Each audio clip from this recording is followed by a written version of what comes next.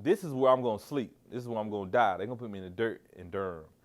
Like, we here on this earth for a certain amount of time. Like, if you feared failure so much, then you would never do anything.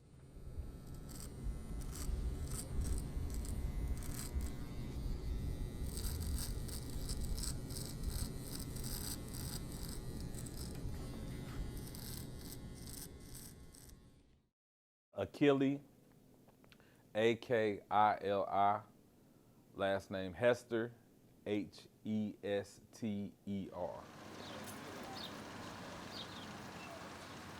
By no means am I the best barber in Durham. I'm not one of the people that's gonna tell you, man, I can cut hair. No, I'm decent. I feel like I'm decent. I know barbers in Durham that cut better than me. I know a whole lot of them. I've worked with them. But I know my relations when it comes to people. I'm good with people. I'm gonna give you a good haircut, and at the same time, I feel like I pour something into people. And I feel like they pour something in me too. You have to have faith for what you hope for. So I got faith and hope. I've been cutting probably like 11 years. I cut at another shop. I cut there longer than anywhere. I think any other shop I worked at, I might have worked there for maybe a year or 6 months.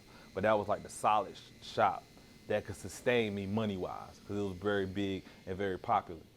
So I worked there for a while. The lady that owned the shop came in one day and she said, called everybody to the back. Yeah, I'm sorry to tell y'all, but you got like 2-3 weeks, I'm shutting down.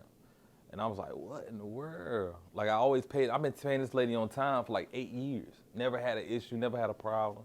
And you come in and tell me I got 3 weeks. In 3 weeks, I'm not even gonna see all my clients.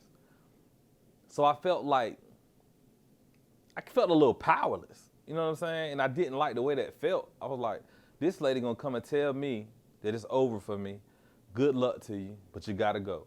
I said, I don't never wanna go through that again. I'm never gonna let anyone, individual person dictate how things are gonna go for me. My next step is I'm opening the barbershop, because I'm not gonna be put in that situation again. So I scraped up. I'm talking about scrape. I'm talking about you thought nothing won't there and you still scraping. So I scraped up all the money I could for the paints and the paneling. This right here used to be carpet. Like, instead of trying to put down new carpet and this, that, and the third, I scraped it off the floor. Like, I touched almost everything in here, me and my dad. I focus on the love. Now, if you focus on love, that's what you're gonna get. You're gonna get love and you're gonna give love. I could never determine how he looks at the world. He determines how he looks at the world. And I'm very proud of him. So, who is he? Oh, he's my son. I'm proud of him. And I never try to put words in his mouth. You answered that like a politician. That was your politician. That was a good politician answer. Well, you can rub a man down. No, I wouldn't do that. The funny thing was, when I went downtown to do my paperwork for my name for my business, the name of my business was Eagle Hill. But when I got to the place to turn in my paperwork, it was really weird. Like, it just hit me. I was like, Black Wall Street is just like the dopest name. Like, there has to be a black person in Durham that has used this name. I said, I know somebody used it. I'm gonna write it on the paper anyway. I'm gonna see what they say. But I know somebody. I was almost to the point for like, somebody better had used this name. And they was like, nah, nobody used Black Wall Street. I was like, what in the world? Durham is Black Wall Street. You trying to tell me there's no business in Durham named Black Wall Street? Like, I was sitting there like, I think I was talking as loud as I am now. Like, are y'all serious? I said, yo, that's my name. My parents had me intertwined in a lot of, I say, black power type situations when I was young. We went to Kwanzaa festivals. We went to Black History festivals. Anything black, African, whatever, we there.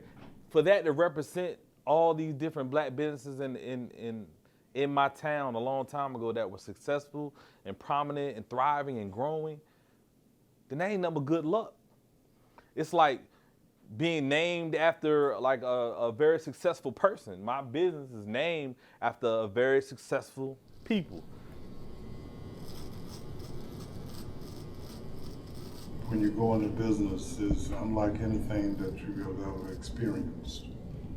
The first person that you're going to learn about is yourself, because you're going to determine whether what you can do, what you cannot do, because you are actually responsible for everything that you do. I've had so many people walk through that door, and they say this to me all the time. When I seen the name, I had to come in. I focus on the love because I don't have time for the other side of things.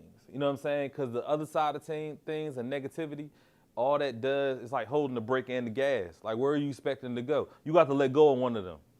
So when I let go of this brake, that's like letting go of negativity, and I can't do nothing but go forward.